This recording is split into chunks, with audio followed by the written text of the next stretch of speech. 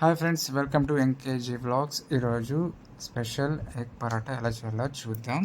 ఇట్లా ఒక కడాయి తీసుకొని దాంట్లోకి 2 బిగ్ ఆనియన్స్ చిన్న చిన్నగా కట్ చేసుకోండి.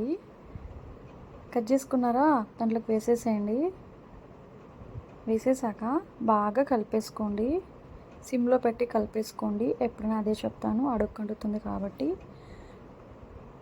చూడండి, ఏమీ మాడాల్సిన అవసరం లేదు. ట్రాన్స్పరెంట్ కలర్లో ఉంటే చాలు. రెసిపీ చాలా టేస్టీగా, చాలా బాగుంటుంది. ఈజీగా చేసుకోవచ్చు. ఎవరిని వచ్చినా కూడా ఈజీగా చేసి పెట్టచ్చు. రైస్కే కాదు, చపాతీకి కూడా అన్నిటికీ చాలా బాగుంటుంది. ఒక 2 స్పూన్స్ ఉప్పు వేసుకోండి. త్వరగా మగ్గిపోతాయి ఉల్లిగడ్డలు. అది అందరికి తెలిసిన విషయమే, మేము చెప్పాల్సిన అవసరం లేదు కదా.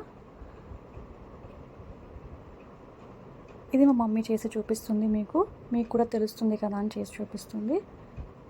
ఎవరైనా కొత్తగా చూసే వాళ్ళైతే మా ఛానల్ సబ్స్క్రైబ్ చేసుకోండి, లైక్ చేయండి, షేర్ చేయండి.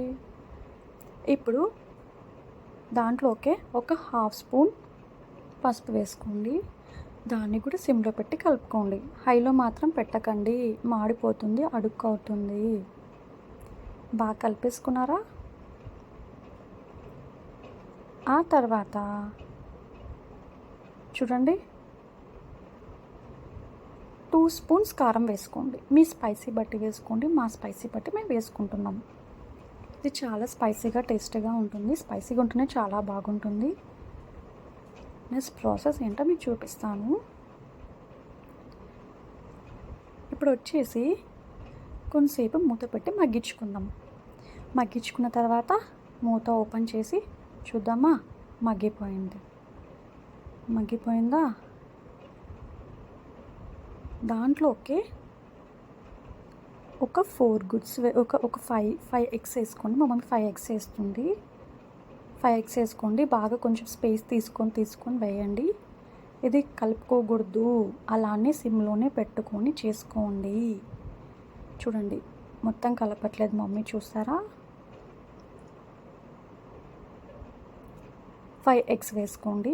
ఒక్కొక్క ఎగ్ మీకు తను వేసి చూపిస్తుంది. మీకు కూడా అర్థమవుతుంది కదా. ఎప్పుడైనా క్లియర్గా చెప్తానే కదండి అందరికి అర్థమయ్యేది. ఏదో చెప్పేశాం కదా అన్నట్టు కాకుండా మంచిగా చెప్తే కదా మీరు కూడా చేసుకొని తింటారు. ఏదో చెప్తే ఎలా చెప్పండి? అందుకే నేను నీట్గా ఎక్స్ప్లెయిన్ చేస్తున్నాను. ఇప్పుడు చూడండి, మూత మూసేసి మగ్గిచ్చేసేసుకోండి. ఆ తర్వాత చూడండి ఎలా వచ్చిందో. ఒక 2 మినిట్స్ మగ్గించుకున్న తర్వాత మా మమ్మీ ఓపెన్ చేసి చూపించింది.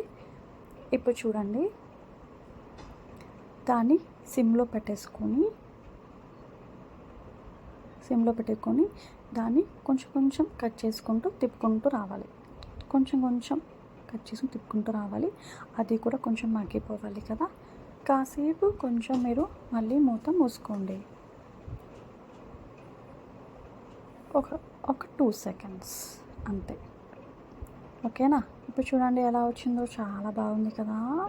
చాలా టేస్టీగా, చాలా రుచిగా, చాలా బాగా కనపడుతుంది కదా. మీరు కూడా ట్రై చేస్తారా? కమెంట్ చేస్తారా? ట్రై చేసి ఎలా ఉందో చెప్తారా? ఇప్పుడు చూడండి, అదంతా బాగా దగ్గరికి అయినట్టు చూసారా? అంతా బాగా అయిపోయింది.